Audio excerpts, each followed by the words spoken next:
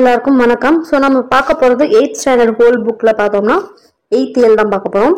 So அதில் என்னென்ன இருக்குன்னு பார்த்தோம்னா வில்லி பாரதம், யார் கவிஞன், தேவிநேய பாவனார், மனம் நுகர்ந்ததற்கு பணம், புணர்ச்சி, இலக்கணத்தை பார்த்தோம்னா புணர்ச்சி, இயல்பு புணர்ச்சி, விகார புணர்ச்சி, அதான் பார்க்க போகிறோம். ஓகே, வாங்க போகலாம். வான் பெற்ற நதிக்கமல்தால் வணங்கப் பெற்றேன், மதிப்பெற்ற திருவுளத்தால் மதிக்கப் பெற்றேன், தேன் பெற்ற துழாய் அணங்கள் கலப மார்பும் திருப்புயமும் தைவந்து தீண்ட பெற்றேன், ஊன் பெற்ற பகழியினால் அழிந்து வீழ்ந்தும் உணர்வுடன் நின் திருநாமம் உரைக்க பெற்றேன், யான் பெற்ற பெருந்தவ பேரு என்னை அன்றி இந்நிலத்தில் பிறந்தோரில் யார் பெற்றாரே. இது வந்து வில்லி பாரதம் எழுதுறது வில்லிபுத்தூரார். ஓகேங்களா. பொருள்: அன்று உலகினை அளக்க திருவடியை தூக்கிய போது நான்முகன் உன் திருவடியை தம் கமண்டல நீரால் வழிபாடு செய்தான். அதுவே ஆகாய கங்கையானது. அத்தகைய திருவடி மலரை யான் வணங்கும் பேறு பெற்றேன். குளிர்ச்சியான மதியினை தோற்றுவித்த உன் திருவுள்ளத்தால் ஒரு பொருளாக கருத பெற்று யான் உயர்வு பெற்றேன். தேன் கமழும் துளசி மாலையும் சந்தனமும் அணிய பெற்ற என் திருத்தோள்களால் என்னை தழுவியதால் பேரின்பம் கொண்டேன். அர்ஜுனுடைய கூறிய அம்பினால் துளைக்க பெற்று வலிமையிழந்து நான் வாடினாலும் உணர்வு உடையவனாக உன்னுடைய திருப்பெயரை உரைக்கும் பேறு பெற்றேன். நான் பெற்ற பெரும்பேறு இவ்வுலகில் யார்தான் பெற்றார் என கூறி என்று கூறி கர்ணன் கண்ணனை போற்றி வணங்கினான். ஓகேங்களா. ஓகே, சொற்பொருள் பார்க்கலாம். வான் பெற்ற நதினா கங்கையாறு தான் வான் பெற்ற நதி, அதான் கங்கையாறுன்னு சொல்லுவாங்க. கலபம்னா சந்தனம், துழாய் அலங்கல் அப்படின்னா துளசி மாலை, அலங்கல்னா மாலை, துழாய்னா துளசி மாலை, புயம் தோல், தை வந்து தொட்டு தடவி. அடுத்து பகலினா அம்பு, ரொம்ப முக்கியம், பகலி அன்பு, இருநிலம் பெரிய உலகம், ஊன் தசை நாமம் பெயர். ஓகே, ஆசிரியர் பார்க்கலாம். வில்லிபுத்தூரார். தந்தையார் வந்து ராகவர். ஆதரித்தவர் பார்த்தோன்னா வக்கப்பகையை ஆண்ட வரபதி ஆட்கொண்டான். ஓகேங்களா. ஸோ வந்து வில்லிபுத்தூரார், தந்தை பெயர் வீரராகவர், ஆதரித்தவர் வக்கப்பகையை ஆண்ட வரபதி ஆட்கொண்டான். காலம் 14ஆம் நூற்றாண்டு. என்னது 14ஆம் நூற்றாண்டு. நூல் குறிப்பு: வில்லி பாரதம் 10 பருவம் கொண்டது. 4350 விருத்த பாடல்களால் ஆனது. என்ன பாடல்? விருத்த பாடல்.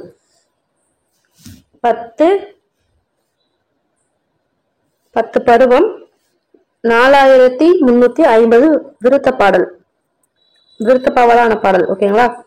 10 4350. இப்பாடல் வில்லி பாரதத்தில் 8ஆம் பருவமாகிய கண்ணப்பருவத்தில் இடம்பெற்றுள்ளது.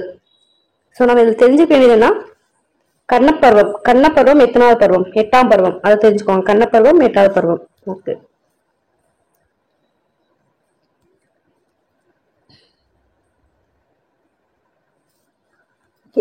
பொருள் தருக: கலபம்னா சந்தனம், துழாய்னா என்னது? துளசி, புயம்னா தோல், பகலினா அம்பு, அலங்கல்னா மாலை, நாமம் பெயர்.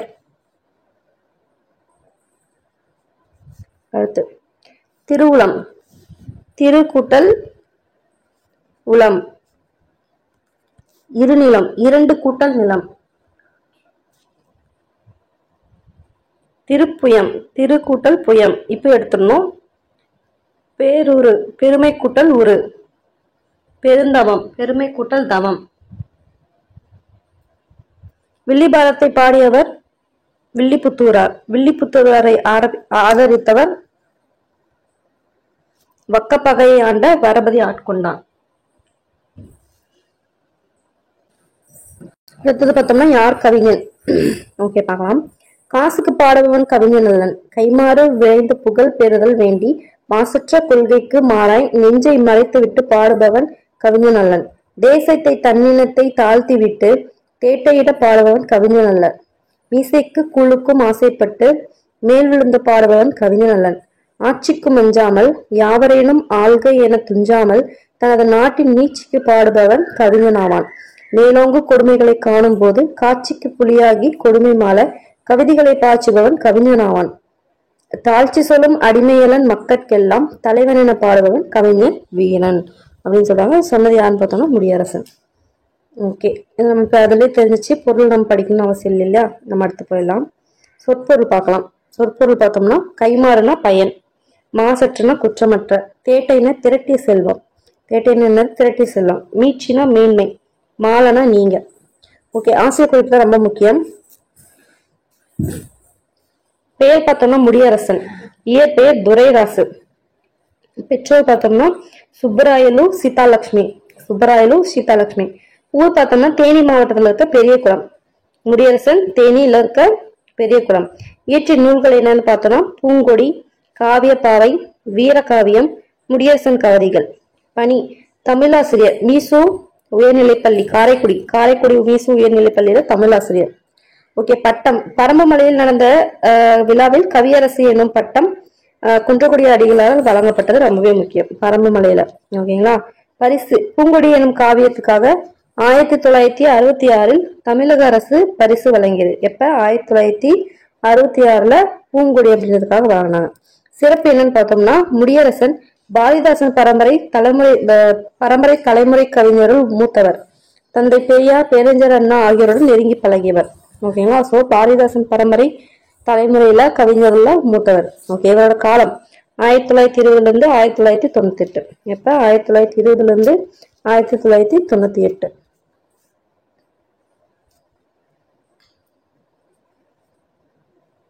ஓகே, மாசுன்னா குற்றம், மாசுனா குற்றம், கைமாறுனா பயன், மாலனா நீங்க.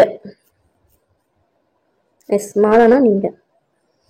மாசற எப்படி பிரிக்கலாம்? மாசு கூட்டல் அற. தன்னினம், தன் கூட்டல் இனம். தலைவன் என, தலைவன் கூட்டல் என. அடுத்து கவிஞர் முடியரசனின் இயற்பெயர் துரைராசு. முடியரசன் பிறந்தவும் தேனியில பக்கத்துல இருக்க காரைக்குடி, சரி பெரியகுளம், தேனியில இருக்க பெரியகுளம். தமிழக அரசின் பரிசு பெற்ற முடியரசனின் காவியம் பூங்கொடி. ஓகே, அடுத்த தேவநாயப்பாவர் ரொம்பவே முக்கியமான ஒரு இது பார்த்துக்கலாம். பால் வாங்கி கொண்டு தெருவில் வந்தவர் மீது மிதிவண்டி ஒன்று மோதியது. அதனால் அவர் செம்பில் இருந்த பால் சிந்தியது. கை கால்களில் சிறு காயங்கள் ஏற்பட்டன. மிதிவண்டிக்காரர் ஐயா மன்னித்துக் கொள்க என்றார். அதற்கு அவர் மன்னிப்பு என்பது உருது சொல். இது ப்ரீவியஸ் கொஸ்டின். உருது சொல் பொறுத்து கொள்க அப்படின்னு சொல்றதுதான் என்னது? தமிழ்ல சொல்லுங்க அப்படின்னு சொல்றாரு. மிதிவண்டிக்காரரையும் செல்ல செய்தார். அவர் தாம் அன்னை தமிழுக்கு அருமணியாற்றிய தேவிநேய பாவனார். தமிழ் தொன்மையை உலகறிய செய்தவர் கால்டுவெல். ரொம்ப முக்கியம், இந்த பேராவே முக்கியம், இந்த பேராவே ரொம்ப முக்கியம். ஓகேங்களா? ஃபர்ஸ்ட் தமிழ் தொன்மையை உலகறிய செய்தவர் கால்டுவெல். தனித்தமிழுக்கு வித்திட்டவர் பரிதிமா கலைஞர். தமிழை தலைக்க செய்த செம்மல் மறைமலை அடிகள். தமிழை ஆளென வளர்த்து மாண்புற செய்தவர் தேவநேய பாவனார். ரொம்ப முக்கியமான ஒரு பேரா. ஓகேங்களா? ஃபர்ஸ்ட் தமிழ் தொன்மையை உலகறிய செய்தவர் கால்டுவெல். தனித்தமிழுக்கு வித்திட்டவர் பரிதிமா கலைஞர். தனித்தமிழுக்கு வித்திட்டவர் யாரு? பரிதிமா கலைஞர். தமிழை தலைக்க செய்தவர் யாரு? செம்மல் மறைமலை அடிகள். மறைமலை அடிகள் தான் என்ன பண்ணாங்க? தமிழை தலைக்க செய்தாங்க. ஓகே, இந்த மலைன்றது மலையெல்லாம் வந்து தலையெல்லாம் இருக்குல்லையே, அப்படி ஞாபகம். ஓகேங்களா? அடுத்து தமிழை ஆளென வளர்த்தவர் யாருன்னா தேவநேய பாவனார். ஓகே, அடுத்து பார்க்கலாம். இவருக்கு வேற பேர் என்னென்ன இருக்கு? மொழி ஞாயிறு தேவநேய பாவனார், தனித்தமிழ் ஊற்று, செந்தமிழ் ஞாயிறு, இலக்கிய பெட்டகம், இலக்கண செம்மல், தமிழ்மானம் காத்தவர், தமிழர் நலம் காப்பதை உயிர்மூச்சாக கொண்டவர். என்னென்ன இருக்கு? மொழி ஞாயிறு தேவநேய பாவனார், தனித்தமிழ் ஊற்று, செந்தமிழ் ஞாயிறு, மொழி ஞாயிறு, செந்தமிழ் ஞாயிறு, இலக்கிய பெட்டகம், இலக்கண செம்மல், இலக்கிய பெட்டகம், இலக்கண செம்மல், தமிழ்மானம் காத்தவர், தமிழர் நலம் காப்பதை உயிர்மூச்சாக கொண்டவர். உலக முதன்மொழி தமிழ். இந்திய மொழிகளுக்கு மூலமும் வேறும் தமிழ். திராவிட மொழிகளுக்கு தாய்மொழி தமிழ் என்று வாழ்நாள் முழுவதும் ஆய்வு செய்து நிறுவிய செம்மல் யாருன்னு பார்த்தோம்னா தேவநேய பாவனார். ஓகேங்களா? சோ செம்மல் அப்படின்னோம்னா தேவநேய பாவனார் சொல்லியிருக்காங்க. இதே வந்து செந்தமிழ் செம்மல் அப்படின்னுவாங்க. ஓகேங்களா? சோ செந்தமிழ் செம்மல், செந்தமிழ் செல்வர், செந்தமிழ் ஞாயிறு இவர் பேரு. செந்தமிழ் செம்மல் யாருன்னு பார்த்தோம்னா ஜியு போப். ரெண்டுக்கும் வித்தியாசத்தை புரிஞ்சுக்கணும். அதாவது வந்து பார்த்தோம்னா செம்மல் அப்படின்னு மட்டும் சொல்லியிருக்காங்க. சப்போஸ் வந்து செந்தமிழ் செல்வன் எங்கனாச்சும் பாத்தீங்கன்னா தேவநேய பாவனார் போட்டுறாதீங்க, ஜியு போப். ஓகேங்களா? சரி, ஓகே, அடுத்து பார்க்கலாம். சோ இது பார்க்கலாம். உலகின் முதல் மாந்தன் தமிழன். தமிழன் தோன்றிய இடம் குமரிகண்டமே என்பது மொஹஞ்சதாரோ. அரப்பா நாகரிகம் பழந்தமிழர் நாகரிகமே என்பது பாவனாரோட ஆய்வு புலத்தின் இரு கண்களாம். சோ பாவனாரது ஆய்வு புலத்தின் இரு கண்கள் என்னன்னு கேட்பாங்க. தமிழன் தோன்றிய இடம் பார்த்தோம்னா குமரிகண்டமே என்பதும், முகஞ்சதாரோ அரப்பா நாகரிகம் பழந்தமிழர் நாகரிகம் என்பது ரெண்டும் பார்த்தோம்னா அவரோட கண்கள், ஆய்வு புலத்தோட கண்கள். ஓகே, இது நோட் பண்ணிக்கோங்க. உலகின் முதல் மாந்தன் தமிழன். தமிழன் தோன்றிய இடம் குமரிகண்டமே. முகஞ்சதாரோ அரப்பா நாகரிகம் பழந்தமிழர் நாகரிகமே. ஓகே, அடுத்து போலாம். அவர் தமிழை வடமொழி வல்லாண்மையினின்று மீட்பதற்காகவே இறைவன் என்னை படைத்தான் என்று கூறினார். கோட்ஸ்னாவே முக்கியம். தமிழை வடமொழி வல்லாண்மையினின்று மீட்பதற்காகவே இறைவன் என்னை படைத்தான் சொன்னது யாரு? பாவனார். முக்கியமான ஒரு கோட்ஸ், ஒரு ப்ரீவியஸ் கொஸ்டினும் கூட. ஸோ தமிழை வடமொழி வல்லாண்மையிலிருந்து மீட்பதற்காகவே இறைவன் என்னை படைத்தான் அப்படின்னு சொல்லிட்டு சொன்னது பாவனார். அடுத்து, கோவில்களில் தமிழில் வழிபாடு நடைபெற வேண்டும் என்றும் பிறப்பு இறப்பு தொடர்பான சடங்குகள் யாவும் தமிழில் நடைபெற வேண்டும் என்றும் பாவனார் வலியுறுத்தினார். இதுவும் கேட்டிருந்தாங்க. கோவிலில் தமிழ்ல வழிபாடு நடைபெற வேண்டும் அப்படின்னு சொல்லிட்டு வலியுறுத்தினது யாருன்னு கேட்டிருந்தாங்க. சோ பிறப்பு இறப்பு இதுவும் வந்து எக்ஸ்ட்ரா நோட் பண்ணிக்கோங்க. ஓகேங்களா? சொன்னது யாருன்னு பார்த்தோம்னா பாவனார். அடுத்து, அவர் ஒருமுறை ஆசிரியர் நண்பர்கள் சிலருடன் தாரைமங்கலம், அதாவது தாரமங்கலம், இப்ப இருக்க தாரமங்கலம் தாரைமங்கலம்ன்றாங்க, அதுக்கு போறாரு. அங்கே இரவு தங்கி இருந்து விட்டு மறுநாள் காலையில் திரும்பினார். அவரை அன்பர் சிலர் சூழ்ந்து கொண்டு ஊர் சென்று வந்ததை பற்றி கேட்டனர். அவர்கள் ஒருவர், ஐயா, பகல் உணவும் ரா உணவும் எவ்வாறு இருந்தன என கேட்டனர். பாவனர், பகல் உணவு பகல் உணவாகவும் ரா உணவு இரா உணவாகவும் இருந்தது என்றார். பகல் உணவு என்பதில் பகலில் கிடைத்த சிறிதளவு உணவையே அனைவரும் பகிர்ந்துண்ண நேர்ந்ததெனவும், ரா உணவு என்பதில் அனைவரும் உணவின்றி இரவை கழிக்க வேண்டியிருந்ததென உணர்ந்து கொண்டனர். சோ தமிழ் வளர்த்தால் பசியும் பட்டினியும் பஞ்சாய் பறந்துவிடும் என எண்ணியவர் பாவனார். ஓகேங்களா? சோ இது கேட்டிருப்பாங்க. தமிழ் வளர்த்தால் பசியும் பட்டினியும் பஞ்சாய் பறந்துவிடும் சொன்ன எண்ணியவர் யாருன்னு கேட்டிருந்தாங்க? பாவனார். ஓகேங்களா? சோ இது பார்க்கணும். பாவனார் வந்து பகல் உணவு பகல் உணவாகவும் ரா உணவு இரா உணவுன்னு சொன்னாலே அதுல பகல் உணவு அப்படின்றது பார்த்தோம்னா பகலில் கிடைத்த சிறிதளவு உணவு, ரா உணவு அப்படின்னு பார்த்தோம்னா உணவின்றி. ஓகேங்களா? அடுத்து, எந்த ஊருன்னு பாத்துக்கலாங்களா? எந்த ஊருன்னு போட்டிருந்தாங்க இல்லையா? தாரைமங்கலம். அடுத்து, சொற்றொகுப்பு கருதி நீலமலை தான் நீலகிரி சென்றார் பாவனர். அங்கு பாவனரிடம் பெரும் பற்று கொண்ட கிருட்டினையா என்பார் இல்லத்தில் தங்கியிருந்தார். ஓகேங்களா? சோ நீலகிரிக்கு நீலகிரி போயிட்டு எங்க தங்கியிருந்தாரு? கிருட்டினையா அவரோட இல்லத்தான் தங்கியிருந்தாரு. காலை உணவுக்கு பின் பாவனாரை வீட்டில் தங்க வைத்து விட்டு காட்டுக்கு சென்று திரும்பினார் கிருட்டினையா. மீள வந்த போது பாவனார் வேட்டியை வரிந்து கட்டி கொண்டு வீட்டின் முன்னால் கிடந்த விறகு கட்டையை கோடாரியில் பிளந்து கொண்டிருப்பதை கண்டு, இதை நீங்கள் ஏன் செய்கிறீர்கள், விடுங்கள் என்று தடுத்தார் கிருட்டினையா. ஒன்றுமில்லை, உண்ட வீட்டிற்கு ஏதாவது செய்ய வேண்டும், உட்கார்ந்து கொண்டு உண்டு செல்வது நன்றாகாது அப்படின்னு சொல்லிட்டு வந்து சொல்றாரு. ஓகேங்களா? சோ இந்த கோட் சொன்னது யாரு அப்படின்னு சொல்லிட்டு பாத்துக்கணும். ஒன்றுமில்லை, உண்ட வீட்டிற்கு ஏதாவது செய்ய வேண்டும், உட்கார்ந்து கொண்டு உண்டு செல்வது நன்றாகாது. ஓகேங்களா? ஸோ ஆக்சுவலி இது என்னோட ஒரு இதுமே இதுதான், நான் எங்க போனாலும் அதான் பண்ணுவேன். ஸோ ஓகேங்களா அப்படின்னு சொல்றாங்க. ஓகே, தேவநேய பாவனாரின் படைப்பு பணி. ஓகே, அவர் என்னென்ன படிச்சான்னு பார்க்கலாம். தமிழ் வரலாறு, முதல் தாய்மொழி, தமிழ்நாட்டு விளையாட்டுகள், தமிழர் திருமணம், வடமொழி வரலாறு, தமிழர் மதம், மண்ணிலே வீண், பண்டை தமிழ் நாகரிகமும் பண்பாடும், உயர்தர கட்டுரை இலக்கணம், சொல்லாராய்ச்சி கட்டுரைகள், திருக்குறள் மரபுரை முதலான 43 நூல்கள் படைத்துள்ளார். எத்தனை? 43ன்றதை ஞாபகம் வச்சுக்கணும்.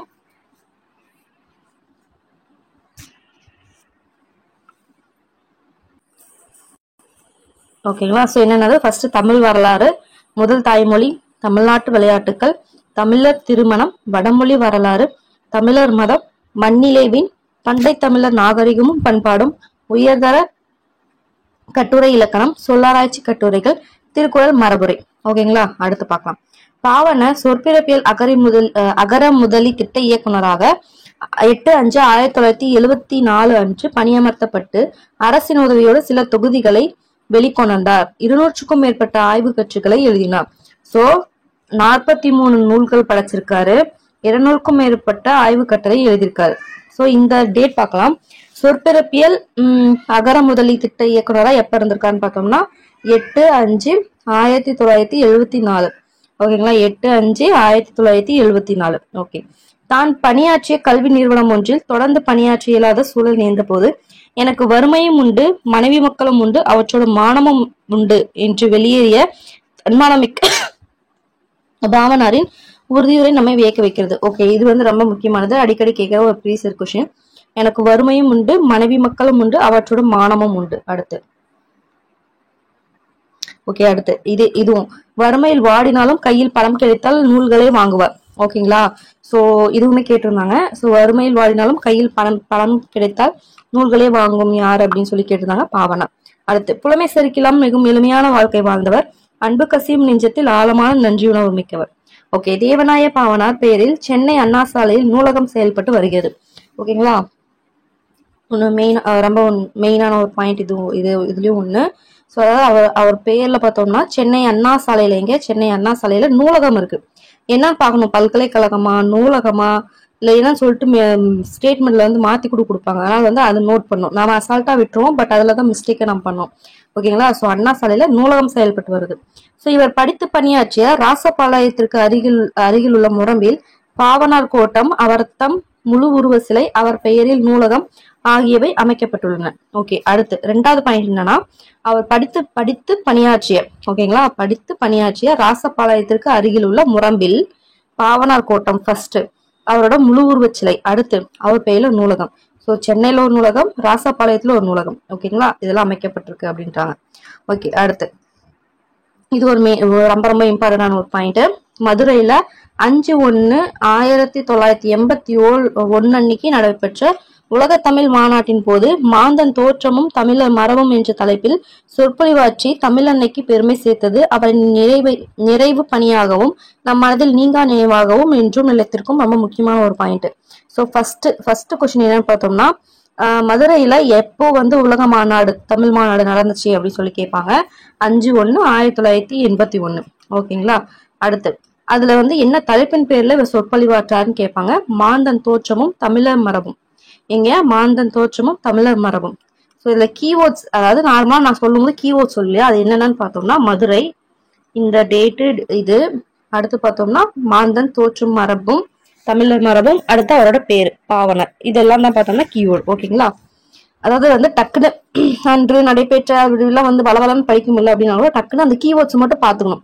மதுரை, அந்த டேட்டு, அப்புறம் மாந்தன் தோற்றமும் தமிழ் மரபும் பாவனர், அவ்வளவுதான் முடிஞ்சு போச்சு. நீங்க டக்குன்னு ஸ்டேட்மெண்ட்லயும் எங்கேயாச்சும் பார்க்கும்போது அந்த கீவேர்ட்ஸ் மட்டும் டக்குன்னு ஞாபகம் வரும். ஓகேங்களா, ஓகே.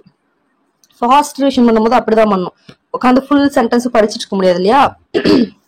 ஓகே, அடுத்து மாதிரி வினாக்கள் பார்க்கலாம். பிரித்து எழுதுக. அரும் கூட்டல் பணி என்னன்னா அருமை கூட்டல் பணி. அடுத்து தனித்தமிழ், இத்து எடுத்துருங்க, தனி கூட்டல் தமிழ். நன்றி உணர்வு, நன்றி கூட்டல் உணர்வு, உ-நா-இர்வு. ஓகே. தமிழ் அன்னை, தமிழ் கூட்டல் அன்னை. செந்தமிழ் செல்வி,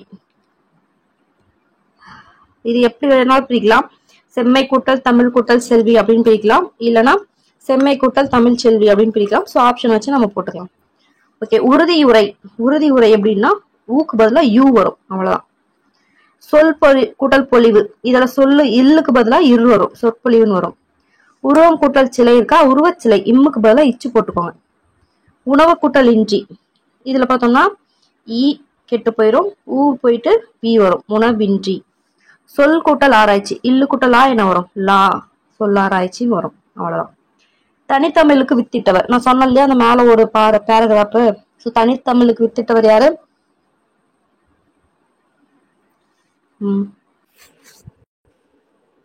ஸோ தனித்தமிழுக்கு வித்திட்டவர் யாருன்னு பார்த்தோம்னா பரிதிமா கலைஞர். சென்னையில் பாவனார் பெயரில் நூலகம் ஒன்று இருக்கு. மதுரையில் உலகத்தமிழ் மாநாடு நடைபெற்ற ஆண்டு பார்த்தோம்னா 1981. தேவநேயப்பாவின் முதல் கட்டுரை என்னன்னு பார்த்தோம்னா முதல் கட்டுரை இயற்றமிழ் இலக்கணம். ஓகேங்களா, இயற்றமிழ் இலக்கணம். ஓகே. துணைப்பாடம், இது வந்து ஒரு பரமார்த்த குரு கதை தான். பார்க்கறதா பாருங்க. பரமார்த்த குரு கதை எழுதுனது யாருன்னு கீழே கமெண்ட் பண்ணுங்க முடிஞ்சா. ஓகே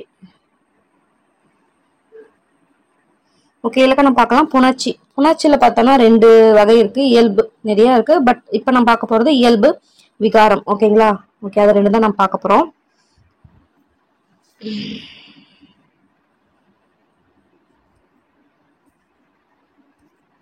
நம்ம டைரக்டா இதுக்கே போயிடலாம். ஈஸியா நம்ம பார்த்துக்கலாம். இதெல்லாம் ரொம்ப இதா இருக்கும். பட் வந்து ஸ்டேட்மெண்ட்ல வந்து கேட்டாங்கன்னா நம்ம தெரிஞ்சுக்கணும். அதுக்காக தான்.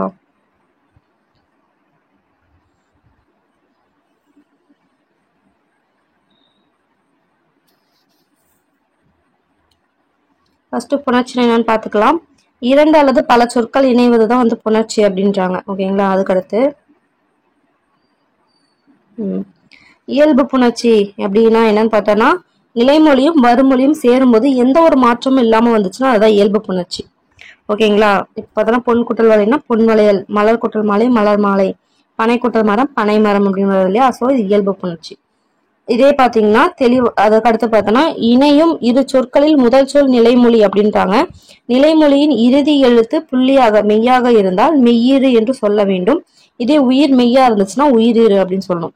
ஃபார் எக்ஸாம்பிள் பொன் குட்டல் வளையன் இருக்கா, இப்ப அதோட நிலைமொழி இது, இது வந்து நிலைமொழி, இது வந்து வறுமொழி. ஸோ இந்த நிலைமொழியோட ஈறு, இதுதான் ஈறுனா கடைசி, அந்த ஈறு மெய்யா இருந்துச்சுன்னா அது மெய்யீறுன்னு சொல்லணும். இன் வந்து மெய், ஸோ மெய்யீறு. இதே வறுமொழியோட முதல்ல இருக்கிறது பார்த்தோம்னா உயிர் மெய்யா இருந்துச்சுன்னா அது என்ன சொல்லுவோம், உயிரீறு அப்படின்னு. ஓகேங்களா? ஓகே.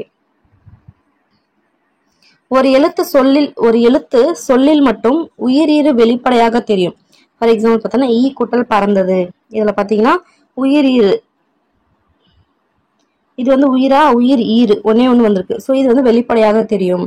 அதுக்கடுத்து ஒரு எழுத்து சொல்லாத உயிர்மை எழுத்து வரும்போது இப்பு கூட்டல் ஊ என பிரிந்து உயிரீற்றை காண வேண்டும்.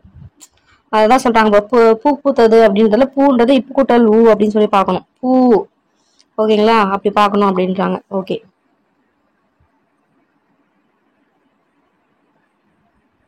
ஓகே, இது பாருங்க. வறுமொழியின் முதல் எழுத்து உயிர்மையா இருந்துச்சுன்னா அது மெய் முதல் சொல்லணும். இப்ப வந்து பார்த்தோம்னா ஓகே, இங்க பாருங்க, வறுமொழியில முதல் எழுத்து உயிர்மையா இருக்கா, அப்ப இது என்ன சொல்லணும், மெய் முதல். முதல்ல என்ன இருக்கு, மெய்ன்னு இருக்கா, மெய் முதல் சொல்லணும். இதே உயிரா இருந்துச்சுன்னா உயிர் முதல் அப்படின்னு சொல்லணும். உயிர்மையா இருந்துச்சுன்னா மெய் முதல், உயிரா இருந்துச்சுன்னா உயிர் முதல்.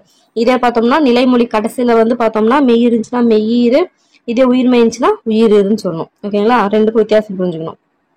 அடுத்து பார்க்கலாம். ஓகே, ஏன் இதெல்லாம் சொல்றாங்க அப்படின்னு பார்த்தோம்னா விகார புணர்ச்சினா என்னன்னு தெரியணும் இல்லையா? ஸோ அதுக்காக தான் சொல்றாங்க. ஸோ அந்த நிலைமொழியும் வறுமொழியும் சேரும்போது மாற்றங்கள் ஏற்பட்டுச்சுன்னா அதான் விகார புணர்ச்சின்றாங்க. இப்ப பலாச்சுளை வந்து ரெண்டு சேர்ந்துச்சுன்னா பலா இச்சு வந்து சேருது. ஸோ அப்போ வந்து ஒரு மெய் வந்து தோன்றியிருக்கு.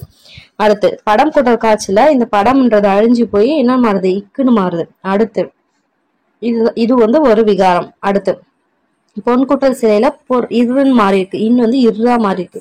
இது என்னன்னு பார்த்தோம்னா திரிஞ்சிருக்கு. ஸோ இதைதான் என்ன சொல்லுவாங்கன்னா தோன்றல், கெடுதல், கெட்டு போச்சு அழிஞ்சு போச்சுன்னா கெடுதல், திரிஞ்சு போச்சுன்னா திரிதல். இந்த மாதிரி விகார புணர்ச்சி 3 வகைப்படும், ரொம்ப முக்கியம். ஸோ விகார புணர்ச்சி 3 வகைப்படும்: தோன்றல், கெடுதல், திரிதல்.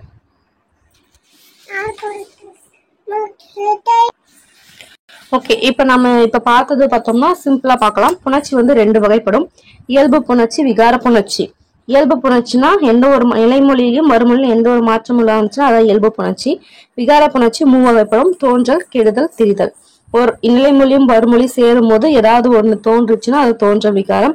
இது கெட்டு போச்சு அழிஞ்சு போச்சு, இந்த மரம் வேர்ல மரம் கெட்டு போச்சு அந்த மாதிரி இருந்துச்சுன்னா கெடுதல் விகாரம். திரிஞ்சு பற்பொடியில பல்லுன்றதுல இல்லு மாறி இருன்னு வந்திருக்கு, அந்த மாதிரி மாறிச்சுன்னா திரிதல். அடுத்து அவ்வளவுதான் விஷயமே, அவ்வளவுதான். ஓகே, விடுபட்ட இடங்களை நிரப்புக. வாழை கூட்டல் பழம், பழம். வட்டம் கூட்டல் பலகை, வட்டப்பலகை. இம்முன்றது என்ன மாறும், இப்பா மாறும். பசுமை கூட்டல் கூழ், பைங்கூழ். பனை கூட்டல் மரம், பனை மரம். அப்படியே வரும், எந்த ஒரு மாற்றமும் இல்லாம. அடுத்து ஓகே, போறதுக்கு இயல்பு புணர்ச்சி. தமிழ் மண் அப்படியே வரும். தோன்றல் விகாரம், வாழை குலை. திரிதல் பொற்குடம், இன் வந்து இருரா மாறும். கெடுதல், இன் கெட்டு போய் பாட வேலைன்னு வரும். ஓகே, இது பார்க்கலாம்.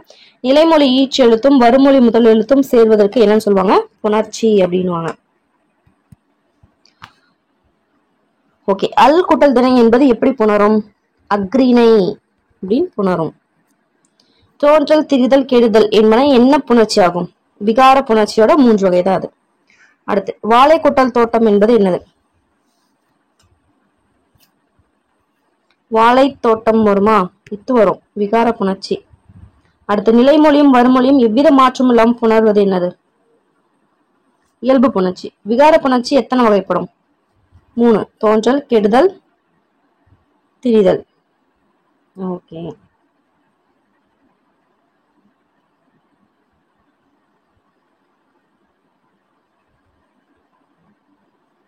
இதுன்னு பார்க்கலாம்.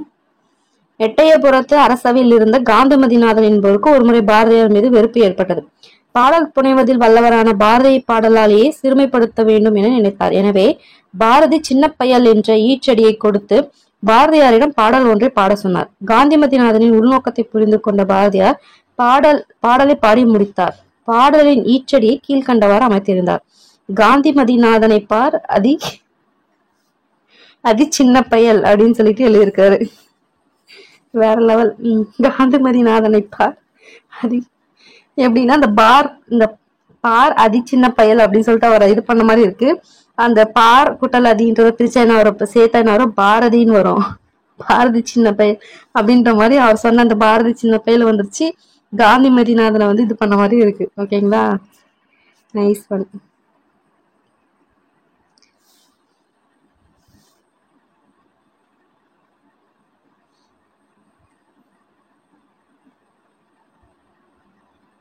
ஓகே, அடுத்து பார்க்கலாம்.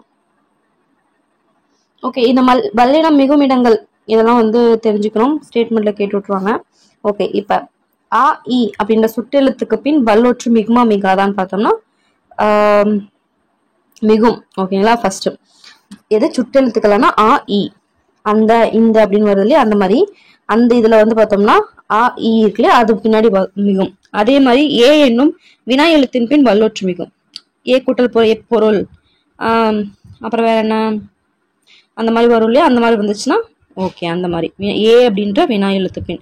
அடுத்து அந்த இந்த அதுலயும் பார்த்தோம்னா சுட்டு திரிபின்னு சொல்லுவாங்க இல்லையா, அது பார்த்தோம்னா வல்லொற்று மிகும். அப்படி இப்படி எப்படி அப்படின்ற சொற்கள் பின்னாடி வல்லொற்று மிகும். அடுத்து அவ்வகை இவ்வகை எவ்வகை அந்த சொற்கள் பின்னாடி வல்லொற்று மிகும். ஸோ என்னென்ன எழுத்துக்கள் பார்த்துக்கோங்க. ஆ இ, அடுத்து ஏ, அந்த இந்த, அப்படி இப்படி எப்படி, அவ்வகை இவ்வகை எவ்வகை. அடுத்து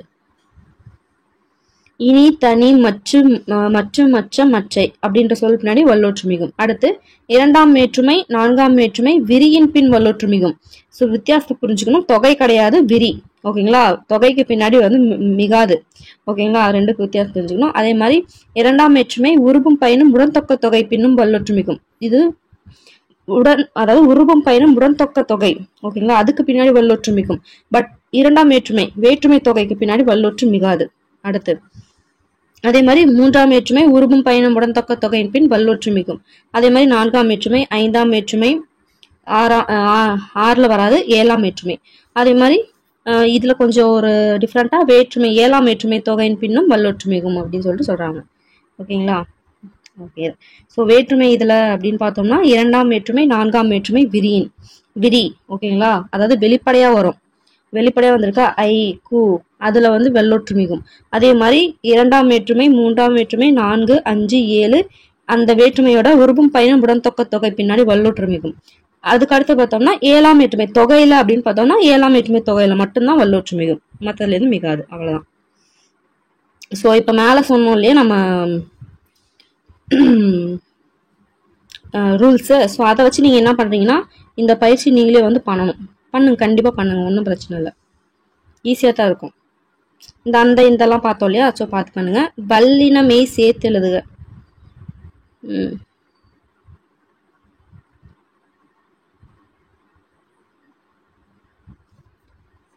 ஓகே, இது என்ன தனி கூட்டல் பையனா?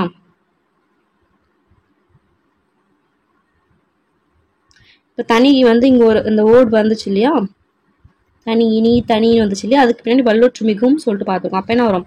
இப்போ வரும் நடுவில் தனி பையன். அதே மாதிரி இனிலையும் வந்துச்சு இனி பேசு.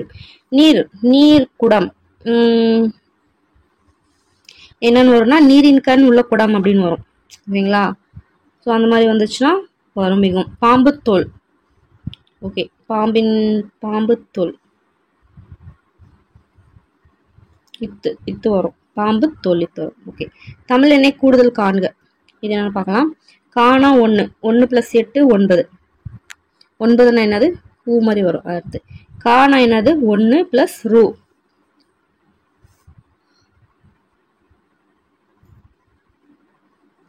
ரூ வந்து பார்த்தோன்னா 5, அப்போ 6. 6னா சா மாதிரி வரும் அது. அடுத்து ngா அப்படின்னா பார்த்தோன்னா 3. 3 + 8 11 கா. அடுத்து ஊ பார்த்தோம்னா 2. 2 + 12 14 வருமா.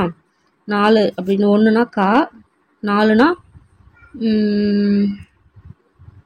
அந்த சா மாதிரி வரும் இல்லையா அது. அடுத்து காக்கானா 2. 2னா ஊ. அவ்வளோதான் வந்துச்சு.